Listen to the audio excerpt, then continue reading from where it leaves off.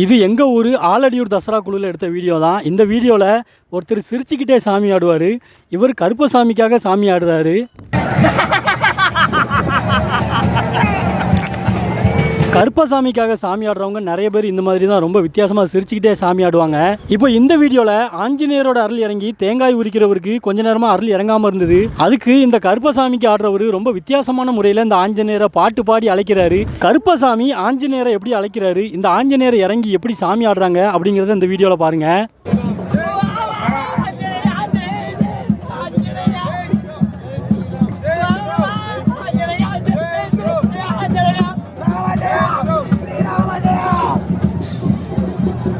இந்த மாதிரி வீடியோவை நீங்கள் வேறு எங்கேயுமே பார்த்துருக்க மாட்டீங்க. கருப்பசாமி வித்தியாசமான முறையில், இந்த வீடியோவை நல்லா கவனிச்சிங்கன்னா தான் தெரியும், ரொம்ப வித்தியாசமான முறையில் அழைப்பார். வா வா வா ஆஞ்சநேயா அப்படிங்கிறத. ஆஞ்சநேயர் இறங்கி சாமி ஆடினதுக்கப்புறமா இளநீரை உரிப்பார். உரிச்சிட்டு பின்னாடி தூக்கி போடுவார். இப்போ இந்த இடத்துல பார்த்தீங்கன்னா நல்லா தெரியும், இளநீரை கடிச்சு உரிச்சிட்டு பின்னாடி தூக்கி போடுவார்.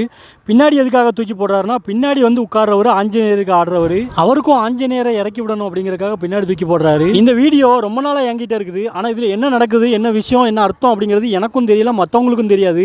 இதை எடுத்து சொல்லணும், மற்ற மாவட்டத்துக்காரங்களும் இதை புரிஞ்சுக்கிடணும். அப்படின்னா நம்ம வந்து இந்த விஷயத்தெல்லாம் டீட்டெயிலாக பேசி போட வேண்டியது இருக்குது. மாலை போடுறவங்களுக்கே நிறைய பேருக்கு என்ன சாமி, என்ன வேஷம், எப்படி போடணும், நிறைய தகவல் அவங்களுக்கே புரிதல் இல்லை. அவங்களுக்குலாம் எடுத்து சொல்லணும் அப்படிங்கிறக்காக நீங்கள் எனக்கு வந்து சப்போர்ட் பண்ணுங்கள். உங்கள் ஊரில் நடக்கிற தசரா திருவிழாக்களோட வீடியோவை மேலே தெரிய வாட்ஸ்அப் நம்பரில் ஷேர் பண்ணிவிடுங்க.